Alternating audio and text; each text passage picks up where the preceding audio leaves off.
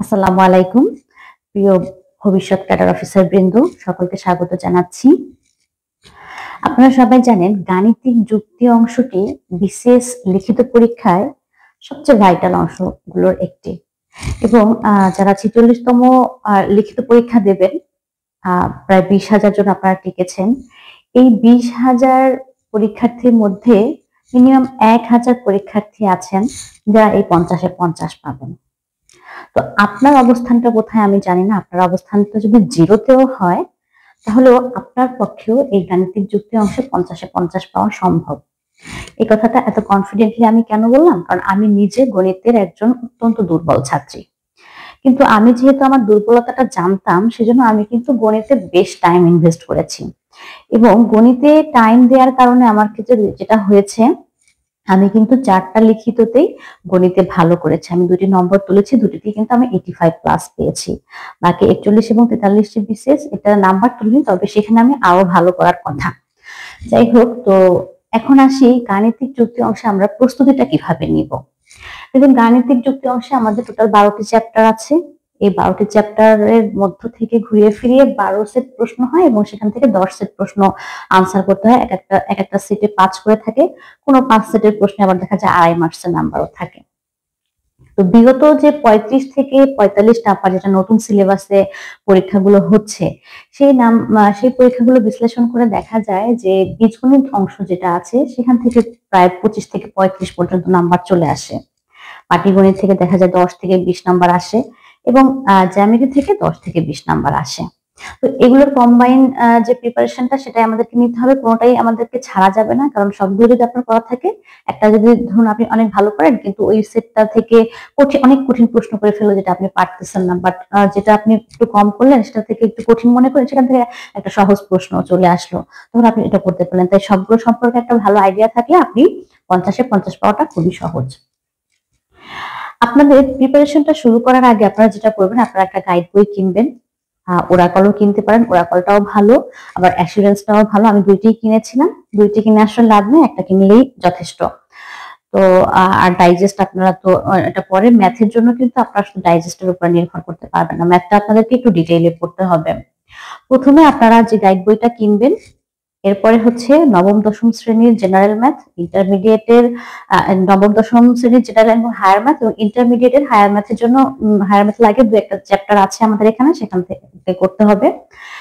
আর এই তো এই কয়েকটা বই আপনার আপাতত রাখলেই হবে, আর গাইড বইতে একটা আছে। তো শুরু করবেন আপনারা যেভাবে 10 থেকে 45তম বিসিএস পর্যন্ত যে লিখিত হয়ে গিয়েছে, প্রত্যেকটা প্রশ্ন আপনারা সলভ করবেন।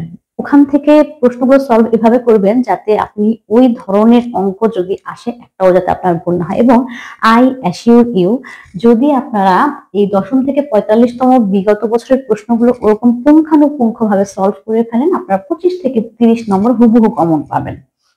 আমি পেয়েছি, আমার 4টা লিখিততে আমি পেয়েছি। ঠিক আছে, এরপরে আমরা এখন এই যে চ্যাপ্টারগুলো 12টা চ্যাপ্টার, এগুলো কিভাবে করবেন সেটা আমি বলে দিব। আপনারা প্লিজ গণিতে একটু টাইম দেন, প্রতিদিন অন্তত 5টা 10টা অঙ্ক করেন, দেখবেন যে আপনাদের ক্যাডার হওয়ার দৌড়ে আপনারা আসলে অনেকটা এগিয়ে থাকবেন। তো প্রথমে যেটা আছে আমাদের 12টা চ্যাপ্টারের মধ্যে সিম্পলিফিকেশন থেকে মাঝে মাঝে গণিত আসে, মাঝে মাঝে আসে না। এটা আপনারা হচ্ছে গাইড বই থেকে করে ফেললেই হবে। এটা নিয়ে খুব বেশি প্যারা নেওয়ার কিছু নেই, বিগত বছরের প্রশ্ন আর গাইড বই থেকে সিম্পলিফিকেশনটা করে ফেলবেন আপনারা। এরপরে যে 2 নাম্বার চ্যাপ্টারটা, এটা কিন্তু পাটিগণিতের সবগুলো চ্যাপ্টার মোটামুটি এই একটা চ্যাপ্টারের মধ্যে ইনক্লুড করে দিয়েছে পিএসসি। এখানে আপনার ঐকিক নিয়ম আছে, গড় আছে, শতকরা আছে, সুদ আছে, লসাগু আছে, গসাগু, অনুপাত, লাভ ক্ষতি।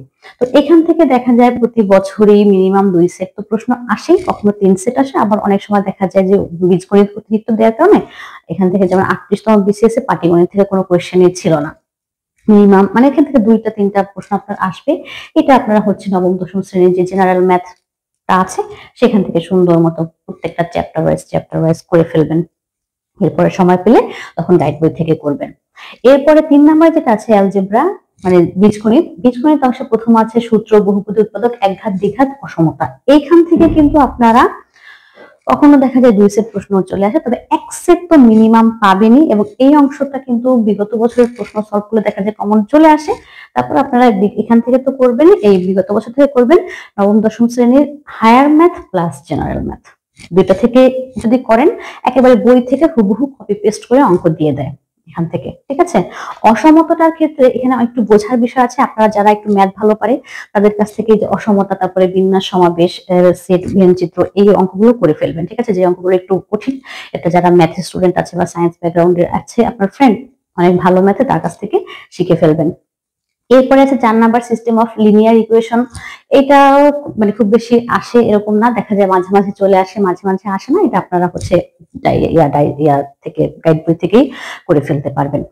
এটা নিয়ে খুব বেশি সময় নষ্ট করার দরকার নেই। কিছু অঙ্ক আছে প্রণয়ন প্রতিস্থাপন, এটার নিয়মগুলো দেখলেই আপনারা পারবেন। এরপরে লগ আছে, লগটা খুবই ইম্পর্টেন্ট। লগটা একেবারে 9, 10 এর জেনারেল ম্যাথ, হায়ার ম্যাথ থেকে প্রত্যেকটা অঙ্ক করে ফেলবেন। এখান থেকে আপনারা হুবহু কমন পাবেন, যে বইটা আছে, বোর্ড বইগুলো আছে, এখান থেকে প্রতি বছর 5 মার্কের প্রশ্ন, মানে দুইটা দুইটা করে প্রশ্ন আপনার আসে, আড়াই করে 5 আসে। এটা একেবারে খুব ভালো মতো করে ফেলতে হবে। এরপরে সিরিজ, যেটা ধারা, জিওমেট্রিক এবং অ্যারিথমেটিক যে প্রোগ্রেশন আছে, এখান থেকে প্রশ্ন কখনো আসে, কখনো আবার দেখা যায় আসে না। আবার অনেক সময় পেয়েছি আমরা, দেখা 2-3টা বিসিএসসি লাস্ট এসেছে। তো এটাও আপনারা হচ্ছে এই ধারাটা 9, 10 এর যেটা জেনারেল ম্যাথ, হায়ার ম্যাথ থেকেই করে ফেলতে হবে, 9, 10 এর বই করলে হবে, এটার জন্য ইন্টারমিডিয়েটে যেতে হবে না। এরপর আছে কার্তেশিয়ানের ম্যাথটা কিন্তু খুব সহজ, হ্যাঁ, কিন্তু দেখতে মনে হয় খুব কঠিন কিছু, কিন্তু আপনি যখন করতে শুরু করবেন খুবই সহজ ম্যাথ। আপনি নিজে কারো হেল্পেরও দরকার হবে না, নিজেই করে ফেলবেন। প্রথমে আপনি হচ্ছে ওই আমাদের যেটা হচ্ছে জেনারেল ম্যাথের যে ইয়েটা, তো বিগত বছরের প্রশ্নগুলো যদি পুরোপুরি সবগুলো সলভ করেন না, বিগত বছর যা যা আসছে ওইটার মধ্যে সব নিয়মগুলো চলে আসে। বিগত বছরের গুলো যদি আপনি সলভ করেন, মোটামুটি যা আছে বইগুলোতে, যে ধরনের যে কয়েকটা টাইপ আছে, সবগুলো এটার মধ্যে ইনক্লুড হয়ে যায়। তো এটা করবেন। এরপরে ত্রিকোণমিতিটা আপনারা একটু, আপনাদের কোনো ভালো ফ্রেন্ড থাকলে তাদের কাছ থেকে একটু বুঝে নেওয়ার চেষ্টা করবেন। এটাও কিন্তু ইন্টারমিডিয়েটের বই, প্লাস হচ্ছে ইন্টারমিডিয়েটের হায়ার ম্যাথ, আর হচ্ছে 9, 10 এর যেটা জেনারেল ম্যাথ আর হচ্ছে হায়ার ম্যাথ, দুটো থেকেই করবেন। তো এখান থেকে কিন্তু মাস্ট 5 মার্কের প্রশ্ন আসবে, এটা খুব সুন্দর করে সলভ করে ফেলবেন।